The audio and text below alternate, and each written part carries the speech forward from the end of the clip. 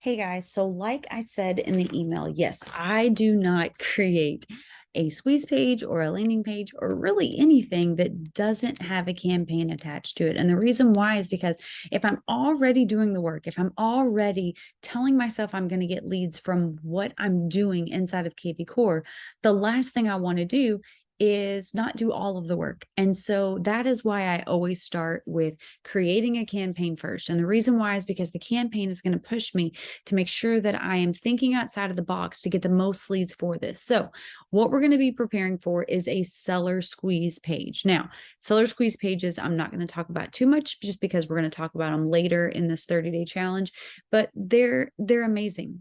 And the way that kvCORE has made changes to the seller squeeze page, oh my gosh, there's so much information on there that wasn't on there before. But first things first, let's get a seller squeeze page campaign inside of your kvCORE. So first things first, where are our campaigns? Well, they're in our marketing under smart campaigns. Now, whenever you are creating a campaign, you have to keep an open mind on this, okay? If I just click add a campaign, that's not going to get me going, okay? What I have to do is I have to create all of the little touches, the text messages, the emails, the tasks, the phone calls, all of that stuff. I have to create those first, and those are called templates.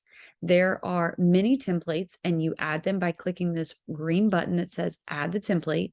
It could be an email, a text, a task, a call, a webhook. I've never used a webhook, so I couldn't really tell you how those are used. I usually stick to the basics. But once I've created all of those different templates that are now in those template libraries, now I'm going to go to a campaign, create a campaign, okay, decide when it's going to actually start. Is it going to start when the lead is new, when it's transferred, when it's their hashtags? I prefer hashtags. And the reason why is because I feel like that is the easiest way for me to ensure that those campaigns start appropriately and on the day. So for example, this 30-day challenge, guess what? This is all a part of a campaign. Yeah, it is an actual 31-day campaign.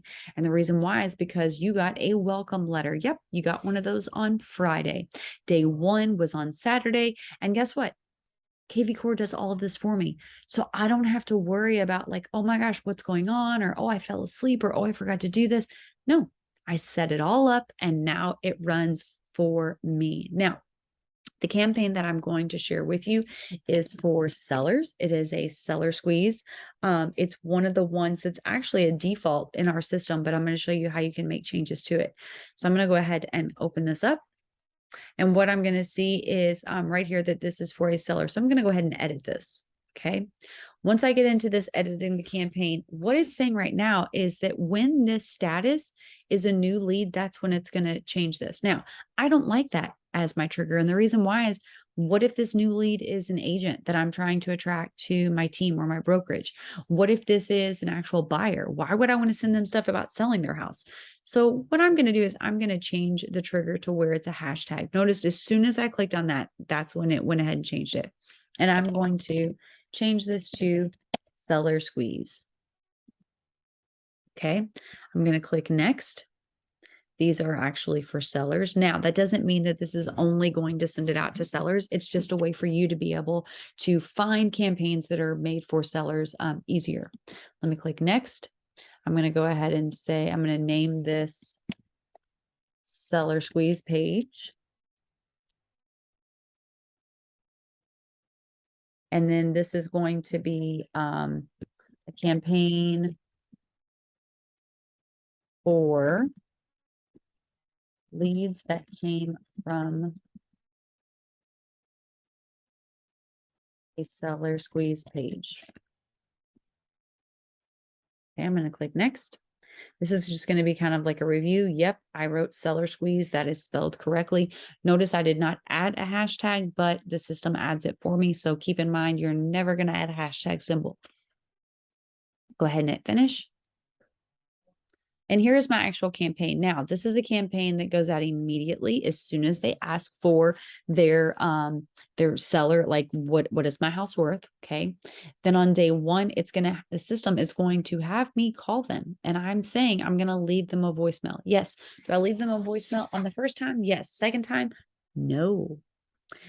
Fourth day, yes. Now look, for the first 4 days of this campaign, after I've sent them out an initial email, I'm going to try to call them. Why? Because I need to get them on the phone. I need to ask them questions. If when I call them, they let me know, hey, you know what? I'm really not selling my house. I'm not even refinancing my house. I was just curious and I clicked on it. What am I going to do? I'm going to go into this person's file and I'm actually going to stop the campaign because I don't want to continue to reach out to them. Okay. However, if I call and they don't answer the phone, even though I'm leaving them messages, am I going to stop this campaign? Heck no. I'm going to continue to give them information because guess what? There may be a chance that down the line they do answer. So let's go ahead and take a peek at this first email that's immediately going to go out to them. It's going to say, thank you for visiting our site. Are you considering selling your home?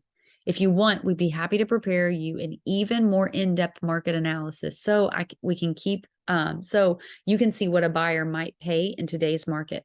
Now, why am I telling them I'm going to send them a more in-depth analysis? Well, if you have seen the CMAs that are running through kvCORE, you will notice that they're a bit behind.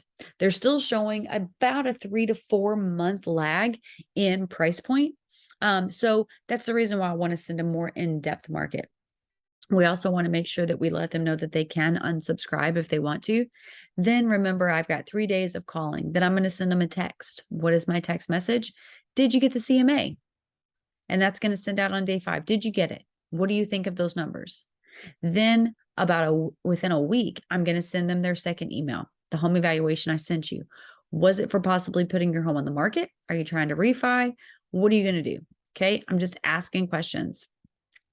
Day 20, I'm going to send them another text message. The charts are finally going back up. Any chance we could talk a bit about getting your home listed? Okay. 120 days. Look at how long it's been. Now I'm going to send them out another email. It's been 4 months since we've been in touch. Just wondering if there's anything that you may still need from me. Then at a year, just wondering if you ever did put your home on the market. If so, how did it go? Okay. So this is a really easy seller squeeze. So one of the things that I'm going to do, and you've already seen it in the email, there is a sharing token. What you're going to do is you're going to highlight that entire sharing token.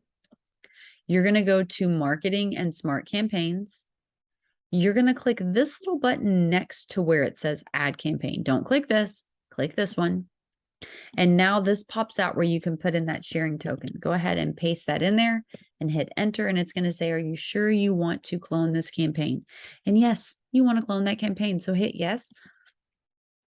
And then it will add this into your actual database. So I hope this was helpful. I hope this explains a little bit on how you could add a seller squeeze campaign for that page that we're going to be creating a little bit later.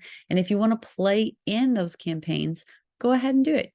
Remember, my logic, you're not going to break kvCORE. So get in there and play around. See you tomorrow, guys.